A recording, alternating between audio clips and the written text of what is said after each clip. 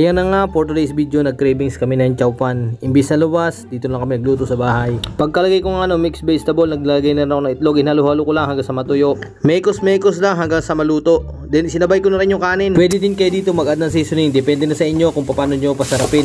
Alagaan nyo lang sa mekos ang hindi masunog yung ilalim. Bago nga pala ako magsangag ng kanin dyan, malayo na akin narating. Galing ako sa kabilang subdivision para bumili ng pandesal. Napakasarap ng pandesal nila. Talaga naman pinipilahan. Nakikita nyo kung gaano kahaba ang pila.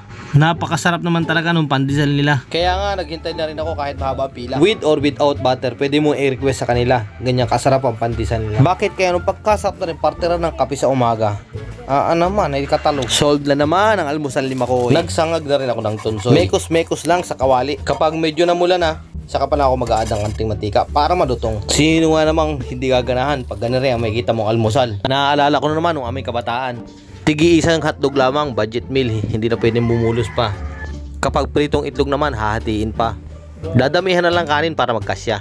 Kain po tayo. Sarap. Nora taglay. Pababangal ako na kinain pagkatapos inayos ko yung mga outlet na sira, yung mga luwag na saksakan dito sa baba. Kapag may mga medyo na trabaho dito sa bahay, ako na yung gumagawa. Ito po yung wag niyo agawin, ang hawakan ng wire. Wag niyo pong agawin yan. Delikado yan. Kung ayun yung mamatay. Kung wala kayong tester.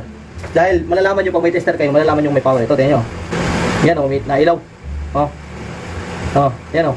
Kita nyo, yung pula. Pagkatapos kong may kabit yung outlet, sinervisan ko na rin yung plug-in breakers. Ganito naman ang trabaho ko sa ibang bansa, kaya hindi na mabago sa akin yung mga itong bagay. Sayang din naman kung iuupa pa. Gumamit lang ako ng brush para matanggal yung mga alikabok. At minus screwdriver man para mahigpitan yung mga terminals. Maya-maya nga dumating yung steering wheel cover. Ayan, excited ako ikabit. Very good. Yeah. Ano may 22 ka? 22? Pahinga 22. Po. Ito. Ano yan?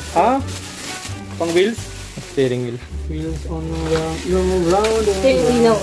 Tapos ito yung ilaw. Ito na ilaw din? Saan nalagay ilaw na yan? Sinalan sa may... Ito ba yung kulay, no?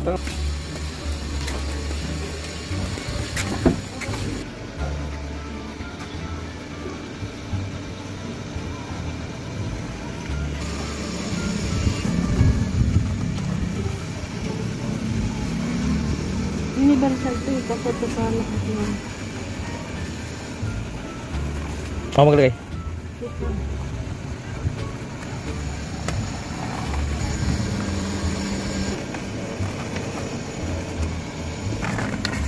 See? Yung.